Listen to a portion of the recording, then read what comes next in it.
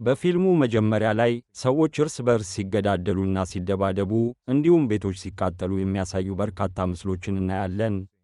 በመቶዎች የሚቆጠሩ ሰዎች የሞቱባቸው ብዙ የተኩስ ልውውጦችና የቡድን ግጭቶችም ይታያሉ።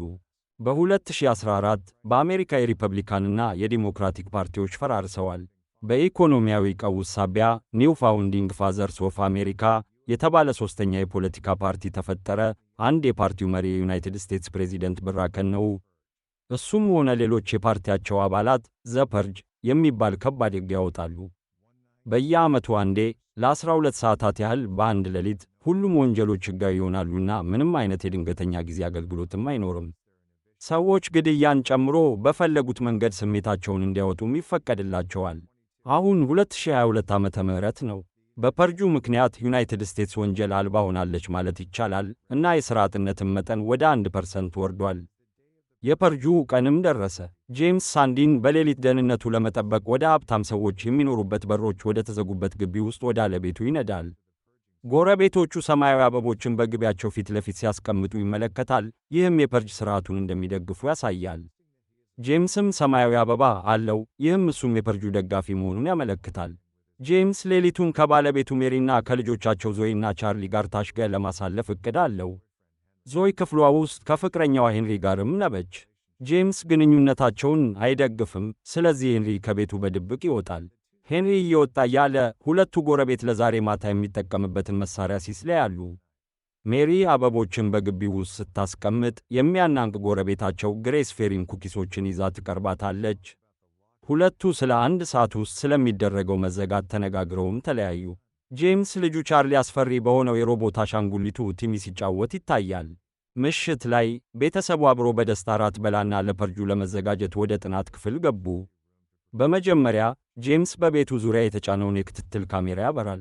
ከዚያም የብረት በሮችንና መስኮቶችን የሚያወርድ የደህንነት ሥርዓቱን ያበራል። ይህም በቤቱ ውስጥ ያሉ ሁሉንም ክፍት ቦታዎች ይዘጋል። በመጨረሻም ለመከላከል ሽጉጥ ከሳጥኑ ውስጥ ያወጣል። ከዚያም ቤተሰቡ ተቀምጦ የፐርጁን ጅምር በቴሌቪዥን ይመለከታል። ፐርጁ ሙሉ በሙሉ ሥራ ላይ እንደዋለ ይገለጻል። የአራተኛ ደረጃ ወይም ከዚያ በታች ያሉ የጦር መሣሪያዎች አሁን ሕጋዊ ናቸው።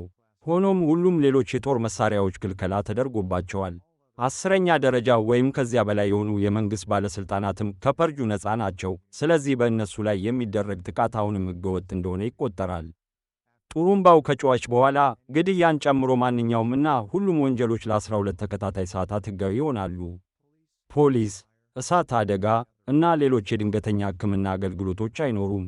ስርጭቱ እንዳለቀ ፐርጁ እንደጀመረ የሚያመለክት ጡሩምባ ይጮኻል።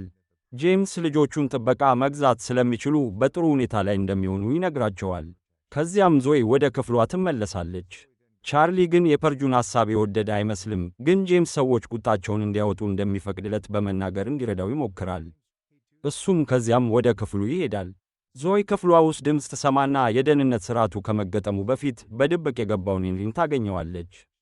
ሄንሪ ለአባቷ ስለ ግንኙነታቸው ማውራት እንደሚፈልግ ለዞይ ይነግራታል። ጄምስ በዚህ ጊዜ ከቤቱ ሊያስወጣው ስለማይችል አባቷን ለማሳመን ትክክለኛው ጊዜ እንደሆነ ያስባል። በቤቱ ውስጥ ያሉት ሁሉም ይረጋጋሉ። ቻርሊም ከሮቦቱ ቲሚ ጋር ይጫወታል። ቲሚንም በቤቱ ዙሪያ አንቀሳቅሰዋል። ሁሉንም ነገር በቲም ካሜራ ይከታተላል። ቲሚን ወደ ጥናት ክፍሉም ይልካልና የክትትል ምስሉን ይመለከታል። አንድ ሰው ከአንድ ቡድን ሲሸሽና ከቤታቸው ፊት ለፊት ሲቆም ይመለከታል። ቻርሊ ከቅርብ ርቀት የክትትል ምስሉን ለማየት ይሮጣል እና አንድ ሰው ከቤታቸው ውጭ እርዳታ ሲለምን ያያል። እሱን ለመርዳት ቻርሊ የብረት በሩን ይከፍታል።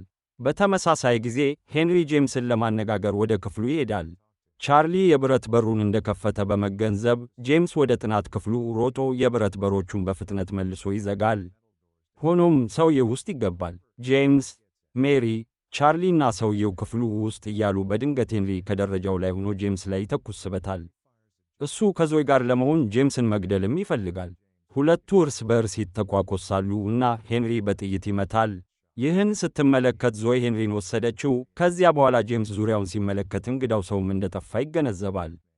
የቤተሰቡን ደህንነት ለማረጋገጥ ጄምስ ቤተሰቡን ወደ ደህና ክፍል ወስዶ ዞይን ለመፈለግ ይሄዳል። ክፍሉ ውስጥ የሄንሪን የሞተ አካልም ያገኛል። የሄንሪን ሞት ሲያረጋግጥ እንግዳው ከኋላው ቆሞ እናያለን፣ ግን ጄምስ አያየውም። ቻርሊ በካሜራው በኩል አንድ ቡድን ወደ ቤታቸው ሲቀርብ ይመለከታልና ወላጆቹን ይጠራል። ቡድኑ ጭንብል ለብሰው በእጃቸው መሳሪያ ይዘዋል። የቡድኑ መሪ ከካሜራው ፊት ለፊት ቆሞ ማውራትም ይጀምራል። የጄምስን ስም ያውቃልና ለቤተሰቡ አንዱ ኢላማቸው እንደጠፋ ይነግራቸዋል። ቡድኑ ጎረቤታቸው ኢላማው ወደ ቤታቸው እንደሮጠም ነግሯቸዋል። አሁን ቡድኑ ኢላማው እንዲወጣላቸውና ሊገድሉት ይፈልጋሉ። ቤተሰቡ በጊዜው ካላስወጣው ለመግባት መንገድ እንደሚያውቁ በመግለጽ ወደ ቤቱ ውስጥ ገብተው ሁሉንም እንደሚገድሉም ያስፈራራሉ። ከዚያም ቡድኑ የቤቱን የኤሌክትሪክ አቅርቦት ያቋርጣል እና ሁሉም ነገር ይጨልማል። ጄምስ ለቤተሰቡ ሰውየውን ማግኘትና ወደ ውጭ እንዲወጣ ማስገደድ እንዳለባቸውም ይነግራቸዋል። ግን ቻርሊ በሐሳቡ አይስማም። ጄምስ እና ሜሪም እሱን ለመፈለግ ይወጣሉ። ቻርሊም በቲሚ እርዳታ ይፈልገዋል እና ሳሎን ውስጥ ከሶፋው ጀርባ ተደብቆ ያገኘዋል። የቲሚን መብራቱን ሰውየው ላይ ያበራልና እንዲከተለው ያደርጋል። ቻርሊ ሰውየውን ለመርዳት እየሞከረ ነው። ወደ ክፍሉም ይወስደዋል። እዚያም ቁምሳጥን ውስጥ መደበቂያ አዘጋጅቷል። ቲሚ መደበቂያው ላይ መብራቱን ያበራል እና ሰውየውም ያየዋል። በመጨረሻም ቲሚን ካመሰገነ በኋላ ወደ ውስጥ ይገባል። ልክ በዚያን ጊዜ የፐርጀሮች መሪ ጄምስን ወደ የፊት በር ይጠራዋል። ሁለቱ በመክፈቻ በኩል ይነጋገራሉ እና ጄምስ ሰውየውን ለማዳን እየሞከሩ እንዳልሆኑ ያስረዳል። ከዚያም መሪው የቡድኑን መሳሪያ በር ለመስበር በቅርቡ እንደሚጠቀምበት በመግለጽ ጄምስን ለማስፈራራት የራሱን ሰው ይተኩስበታል። ጄምስ ለቤተሰቡ ደህንነት በመፍራት እንግዳውን ለመፈለግ ይመለሳል። ወደ ቻርሊ ክፍልም ገባና እንግዳው ዞይን ሽጉጥ ይዞ ሲያስፈራራ ያያል። ጄምስን ሲያስፈራራ ሜሪ ከኋላው ትመጣለች። ጄምስ እና ሰውዬው ወደ ግጭቱ ውስጥ ገቡና ጄምስ በአጋጣሚ ይተኩሳል። እሱ እና ሜሪ ከዚያም ሰውየውን ወንበር ላይ ያስሩታል። ሆኖም ሰውየው መታገል ይጀምራል። ጄምስ ሜሪን እንግዳው ሰው እንዲተው ቁስሉ ላይ እንድትነካ ያደርጋል። ቻርሊ ይህን ሁሉ በፍርሃት ይመለከታል። ለቡድኑ ሊሰጡትም ይዘጋጃሉ፣ ግን እንዲህ ካደረጉ እነሱም የተሻሉ እንደማይሆኑ ይገነዘባሉ። እንግዳው ሰውየው ቤተሰቡን ለማዳን ወደ ውጭ እንደሚሄድ ለጄምስ ይነግረዋል። ጄምስ ምን ያህል እንደተሳሳቱም ይገነዘባል እና መታገልና ራሳቸውን መከላከል እንዳለባቸው ለሜሪ ይነግራታል። ልክ በዚያን ጊዜ የፐርጀሮች በሮችንና መስኮቶችን ለመክፈት የሚያስችላቸው መሳሪያ ይደርሳል። ትላልቅ ሰንሰለቶችን በሮች ላይ አያይዘውም ይጎትታሉ። በመጨረሻም ይገባሉ። ጄምስም ለቻርሊ ሽጉጥ ይሰጠዋልና ምድር ቤት እንዲደበቅ ይነግረዋል። በችኮላ እንግዳውን መፍታቱን ይረሳልና ለመታገል ይዘጋጃል። ዞይም ክፍሏ ውስጥ ትደበቃለች። እንግዳው ግን ራሱን ነፃ ለማውጣት ይሞክራል። አሁን ፐርጀሮቹ ወደ ውስጥ መግባት ይጀምራሉ። አንደኛው ዋናውን በር ይከፍታል እና እሱ ከሽጉጡ ጋር ይገባል። በቤቱ ዙሪያ ሲደበቁ አንድ ፐርጀር በመሬት ቤት በር ገብቶ ቻርሊን ያጠቃታል። ሊገድለው ሲል ጄምስ ሰውየውን ከኋላ ይተኩስበታል። ቡድኑ በቤቱ ዙሪያ እንደ እብደት ይንከራተታሉ። ጄምስ አብዛኞቹን ተዋግቶ ይገድላል፣ ግን መሪው ከፊቱ ብቅ ብሎ ይወጋዋል። ጄምስ መሬት ላይ እየሞተ እንዳለ መሪው በጨዋነት ያመሰግነዋልና ግንባሩን ይስማል። ሌሎቹ በቤቱ ውስጥ ያሉትን ሁሉ ዕቃዎች ማጥፋትም ይጀምራሉ። ቻርሊ በጥናት ክፍል ውስጥም ነበር። የክትትል ምስሉን እየተመለከተ ሁለት ሰዎች በግቢያቸው ውስጥ ያሉትን ፐርጀሮች ሲቀርቡና ሲገድሉ ያያል። ሰዎችም ጎረቤቶቻቸው ግሬስና ባሏ መሆናቸውንም ያስተውላል። ቀስ በቀስ ሁሉም ጎረቤቶች ሳንዲኖችን ለመርዳት ይሰበሰባሉ። ግን በተመሳሳይ ጊዜ ሜሪ በሁለት ፐርጀሮች ተያዛለች። ፐርጀሯ ሜሪ ሕይወቷን ስትለምን ታሾፍባታለች። በጎራዴ ልትመታት ስትል ጎረቤቶቻቸው አልቨርሰን ሁለቱን ተኩሰው ይገድሏቸዋል። ሜሪ ጄምስን ለመርዳትም ትሄዳለች። ነገር ግን ምንም ከማድረጋቸው በፊት መሪ ወደ ክፍሉ ይገባል። ሽጉጡን አንስቶ ለትውልድ መሥዋዕታቸው ያመሰግናቸዋል። ዞይ በድንገት ብቅ ብላ ሰውየውን ሊገድላቸው ከመቻሉ በፊት ተኩሳ ትገድለዋለች። ቤተሰቡ ጄምስ ሲሞት እያለቀሱ ዙሪያውን ይቀመጣሉ። ጎረቤቶችም ሲደርሱ ሜሪ ስለረዷቸው ታመሰግናለች። ሆኖም ግን ጎረቤቶቹ ራሳቸው ሳንዲኖችን መግደል እንደሚፈልጉ ይታያል። በጄምስ ገንዘብ ይቀናሉና ቤተሰቡን በመግደል ቅናታቸውን ማጽዳትም ይፈልጋሉ። ከዚያም የጄምስን አካል ወደ ሌላ ክፍል ይጎቱታልና ሌሎቹን እስረኞች ያደርጋሉ።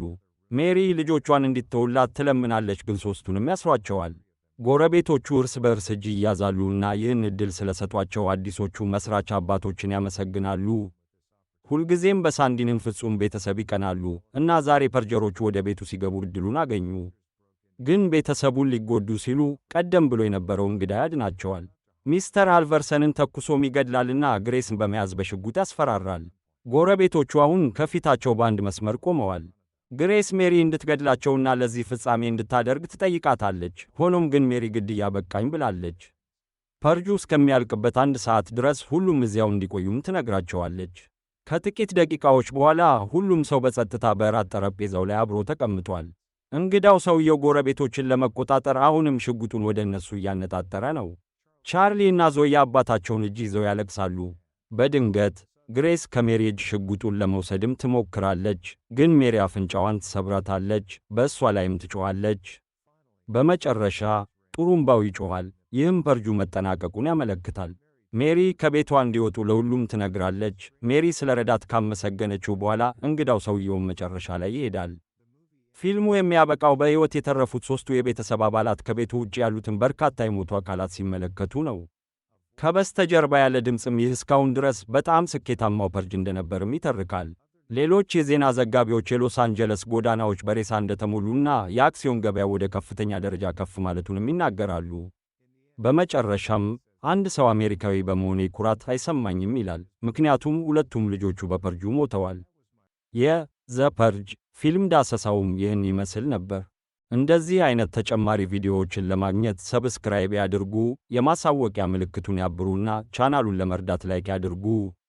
ስለተመለከቱ እናመሰግናለን።